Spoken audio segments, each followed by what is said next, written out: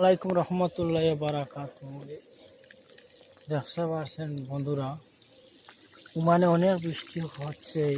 ঈদের বাদ থাকি অনেক বৃষ্টি হচ্ছে।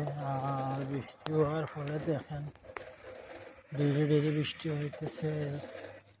আর কীরকম এখানে পানি নামতেছে আপনারা দেখেন।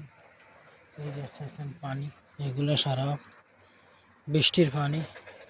এই দেখতে পাচ্ছেন রাস্তা, দেখেন আপনারা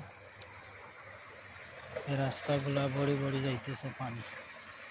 দেখতে পাচ্ছেন রাত বাজে প্রায় 11টা। এই দেখতে পাচ্ছেন পানি, আপনারা দেখেন দেখতে পাচ্ছেন অনেক পানি ছিল।